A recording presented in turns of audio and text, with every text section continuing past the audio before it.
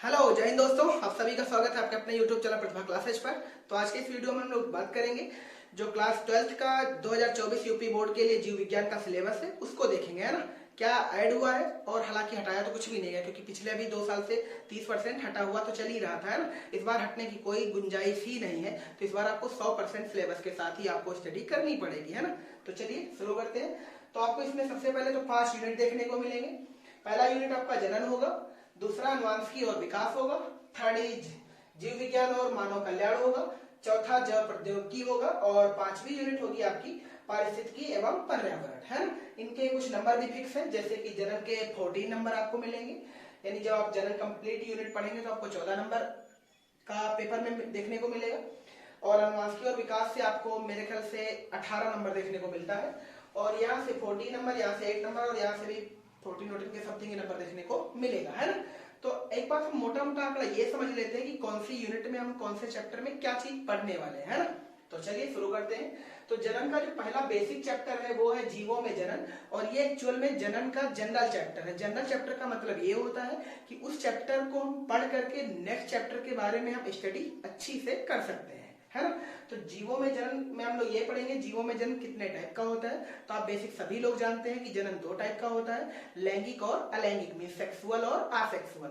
तो जनन में जो 2 टाइप है, लैंगिक और अलैंगिक, तो हम आपको बता दें कि इंटर की क्लास में केवल और केवल लैंगिक जनन ही आपको पढ़ने को मिलता है। और ये लैंगिक जनन 2 बॉडीज में देखने को मिलेगा, एक तो प्लांट बॉडी में और दूसरा एनिमल बॉडी में। अब कौन से प्लांट में पढ़ना है, कौन से एनिमल बॉडी में पढ़ना है, ये चीज आपको जानना बहुत आवश्यक है। तो हम आपको सबसे पहले बता देते हैं कि प्लांट कैटेगरी में सबसे जो छोटे पौधे आते हैं उनको हम शैवाल कैटेगरी में रखते हैं। सेकंड जो आते हैं वो एम्ब्रायो, यानी शैवाल से जो विकसित पौधे उन्हें एम्ब्रायोफाइटा कहते हैं। ब्रायोफाइटा से क्वेश्चन बहुत ज्यादा बनता है, इसे पादप जगत का उभयचर भी कहते हैं, मीन्स ये पौधे पानी में भी पाए जाते हैं और स्थल पर भी पाए जाते हैं। अगला है ब्रायोफाइटा से विकसित पौधों को हम कहते हैं टेरिडोफाइटा, इनमें समान ऊतक हालांकि विकसित होता है ना, तो इन्हें बोलते हैं टेरिडोफाइटा। और टेरिडोफाइटा के आगे एक पौधा आता है जिसको हम बोलते हैं जिम्नोस्पर्म। जिम्नोस्पर्म को हिंदी में कहते हैं अनावृत बीजी पौधे। और अनावृत बीजी पौधे का एक्चुअल मतलब होता है कि वे पौधे जिनमें बीज तो बनते हैं पर बीज के ऊपर बीज कवर नहीं होता है ना। नेक्स्ट सबसे जो विकसित पौधे उन्हें बोलते हैं आवृत बीजी पौधे, मीन्स एंजियोस्पर्म प्लांट, है ना, या पुष्पी पौधे भी कहते हैं। तो ये पौधे वे होते हैं जिनमें बीज के साथ साथ बीज कवर भी बनता है और इनमें पुष्प भी आती है ना। पुष्प ही पौधे का नर जनन अंग, सॉरी, पुष्प ही पौधे का जनन अंग होता है। इसी में मेल बॉडी भी होती है और फीमेल भी होती है, हालांकि कभी कभी ये अलग भी होते हैं ना। तो आवृत बीजी पौधे में आपको 2 टाइप के पौधे पढ़ाए जाएंगे, एक तो एक बीज पत्री पौधे, दूसरे द्विबीजपत्री पौधे, है ना। ठीक, तो जीवों में जन्म पढ़ने के बाद हम लोग क्या पढ़ेंगे, पुष्पी पौधों में लैंगिक जनन, और आगे हम लोग पढ़ेंगे मानव में जनन। अभी अपने आपको बताया था कि पौधों में हम पुष्पी पौधों में जनन पढ़ेंगे, और एनिमल कैटेगरी में हम किसमें पढ़ेंगे, मानव में जनन, है ना। मानव में जनन पढ़ने के बाद हम लोग पढ़ेंगे जनन स्वास्थ्य। जनन स्वास्थ्य का मतलब ये होता है एक्चुअल में जनन से संबंधित जितनी भी बीमारियां हैं उन सबको देखेंगे, उनसे कैसे मुक्ति पाई जा सकती है वो समझेंगे, इसके कारण क्या है और निवारण क्या है, ठीक है। तो आगे बढ़ते हैं, ये कंप्लीट यूनिट हो जाएगी आपकी। अनुवांशिकी और विकास। अनुवांशिकी और विकास में जो पहला चैप्टर है वो वंशागत और विविधता पर है। वंशागत का एक्चुअल मतलब ये होता है जीवों के जो लक्षण है वो एक पीढ़ी से दूसरी पीढ़ी को ट्रांसफर होते हैं, ये बात आप जब सभी जानते हैं। ट्रांसफर होने की क्रिया का ही एक नाम है जिसे हम वंशागत बोलते हैं, अनुवांशिकता भी इसी को कहते हैं। इसी से संबंधित एक वैज्ञानिक है जिस पर हम लोग स्टडी करेंगे, जिनका नाम है Gregor John Mendel, professor Gregor John Mendel. हालांकि आप सभी ने उनको मेंडल नाम से जरूर सुना होगा।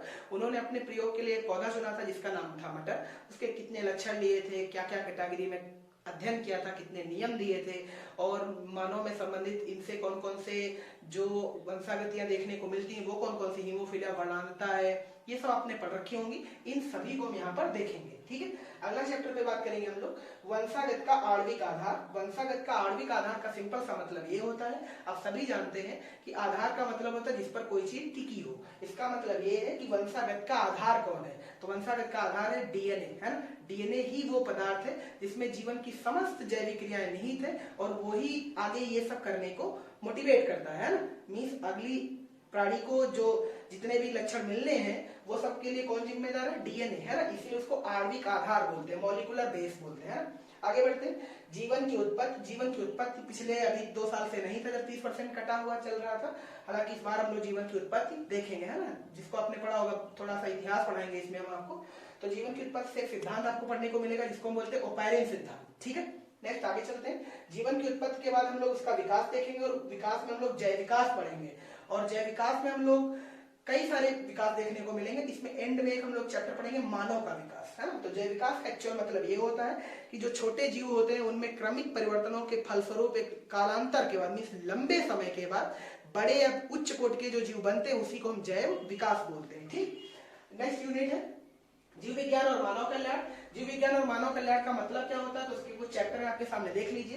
तो इसके पहले चैप्टर में हम लोग बात करेंगे मानव स्वास्थ्य एवं रोग। मानव स्वास्थ्य एवं रोग का मतलब ये है कि हम लोग मानव के स्वास्थ्य के बारे में बात करेंगे और उसमें जो गड़बड़ी आती है जिसको हम रोग की दशा बोलते हैं उसके बारे में बात करेंगे, है ना। इसी में एक्चुअल में चैप्टर और आ जाएगा प्रतिरक्षा तंत्र, उसी को भी इसी में देखा जाएगा।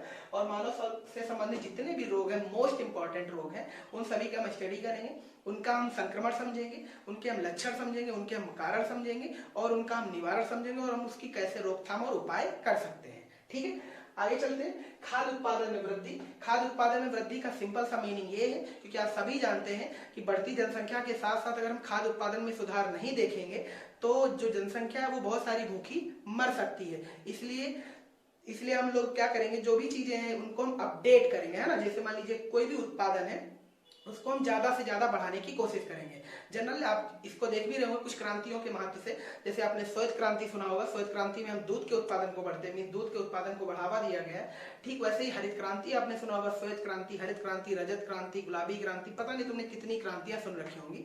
उन क्रांतियों का एक्चुअल मतलब यही है कि खाद्य उत्पादन में सुधार किया जाए, ठीक। आगे बढ़ते हैं। मानव कल्याण में सूक्ष्म जीव। मानव कल्याण में सूक्ष्म जीव का रियल मतलब ये है, देखिए हम सभी जानते हैं कि हमारे जो पूर्वज हैं आदिमानव से लेकर के अभी तक जो भी रहे हैं वो कभी ना कभी अपने यूज के लिए सूक्ष्म जीवों का भी उपयोग करते हैं। देखिए आप याद रखेंगे हमेशा एक चीज, कोई भी चीज आपके लिए हमेशा हानिकारक नहीं हो सकती, वो कभी कभी आपको हानि भी दे सकती है और कभी कभी फायदा भी दे सकती है। तो सूक्ष्म जीव का मतलब सिर्फ इस बात से बिल्कुल भी नहीं है कि वो केवल और केवल तुम्हें नुकसान पहुंचाते हैं, है ना। उनसे हमें फायदा भी मिलता है, जैसे आप सिरका बनाने में, दही बनाने में, पनीर बनाने में, है ना, ये सब चीजें बनाने में सूक्ष्म जीव ही हमारी मदद करता है। आगे बढ़ते हैं। जैव प्रौद्योगिकी मीन्स बायोटेक्नोलॉजी। टेक्नोलॉजी एक्चुअल में पढ़ना है, बस ये पढ़ना है बायो के क्षेत्र में, मीन्स जीव विज्ञान के क्षेत्र में, इसलिए इसको बोलेंगे बायोटेक्नोलॉजी।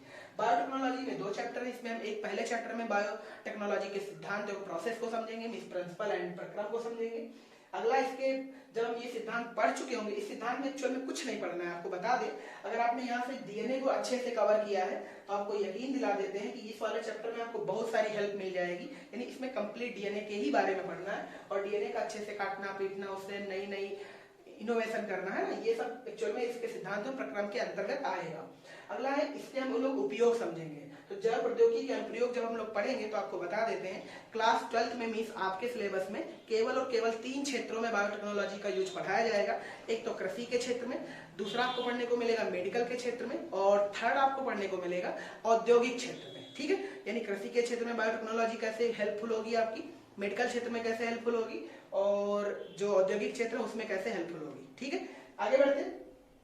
पारिस्थितिकी एवं पर्यावरण। पारिस्थितिकी एवं पर्यावरण, ये हम तो ये कहते हैं कि इन सभी यूनिट में अगर सबसे ज्यादा कोई शानदार और आपके लिए बहुत ज्यादा हेल्पफुल यूनिट है तो वो ये है। क्यों ऐसा बोल रहे हैं हम, तो वो भी समझा देते हैं। देखिए ये वाले सिलेबस आपको इंटर तक ही मदद करेंगे, यानी सभी मदद करेंगे, पर इंटर के बाद जब आप किसी वैकेंसी के लिए तैयारी प्रिपरेशन अपनी करेंगे, कोई भी एग्जाम ले लीजिए, छोटा बड़ा कोई भी एग्जाम, उन सभी में अगर इस चैप्टरों से कुछ आएगा तो एक यूनिट ये वाली है, इसको बोलेंगे पारिस्थितिकी एवं पर्यावरण। इसमें हम लोग अपने चारों ओर की सभी चीजों के बारे में समझते हैं, है ना। तो ये वाला चैप्टर आपके लिए बहुत इंपॉर्टेंट होगा, जब पढ़ाया जाएगा तो खूब आराम से स्टडी करना अपना कॉपी पेन लेकर के, ठीक। तो इसमें हम लोग पढ़ेंगे जीवों और समष्टियों के बारे में। समष्टि का एक्चुअल मतलब ये होता है आबादी, पॉपुलेशन, जिसको आप जनसंख्या बोलते हैं। अगला हम लोग पढ़ेंगे परितंत्र। परितंत्र में हम लोग जब पढ़ेंगे तो इसमें हम 2 चीजें आपको पढ़ाएंगे, एक तो जैविक घटक और दूसरा अजैविक घटक। जैविक घटक के अंतर्गत हम आपको पढ़ाएंगे उत्पादक, उपभोक्ता और अपघटक, और अजैविक के अंतर्गत आपको पढ़ाएंगे वायु, जल, मृदा, मिट्टी, वायु, ताप, ये सब, ठीक है।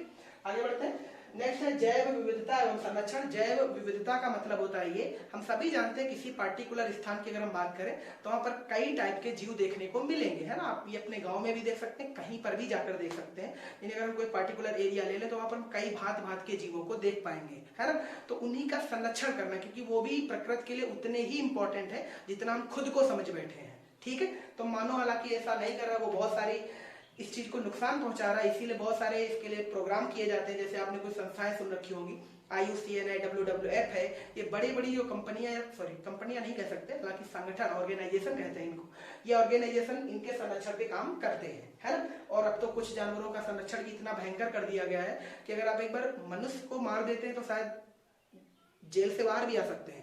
पर कुछ जानवर है, जैसे मान लीजिए कछुआ हो गया, गिद्ध हो गया, गिद्ध हालांकि देखने को ही नहीं मिलता, शेर हो गया, चीता हो गया, बाघ हो गया, ये सब अगर आप जानवर मारते हैं इलीगल तरीके से तो आप फंस सकते हैं, और बहुत बुरी तरह से फंस सकते हैं। आपको सलमान खान तो याद ही होगा, काला हिरन, है ना।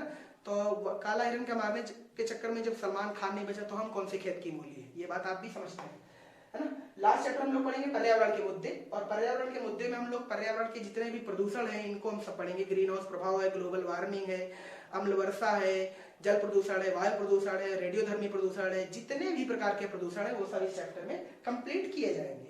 इसी के साथ ही कंप्लीट 70 नंबर की मार्किंग आपको बायो से देखने को मिलेगी, और सभी जानते हैं 30 नंबर का इसका प्रैक्टिकल होता है, ठीक। तो अप्रैल से इसकी क्लासें आना शुरू हो जाएंगी, इसकी और इंटर के फिजिक्स की, है ना। हालांकि अभी कक्षा 10 की भी बात करनी है तो वो भी बात करेंगे, पर कोशिश करेंगे कि इस साल ये सभी सिलेबस को कंप्लीट कर दिया जाए, है ना। वो भी जनवरी तक की, जनवरी या दिसंबर तक ही, इसलिए क्योंकि आगे हम लोग मॉडल पेपर भी काम करेंगे, ठीक। तो थैंक्स फॉर वॉचिंग, जय हिंद, मिलते हैं नेक्स्ट वीडियो में।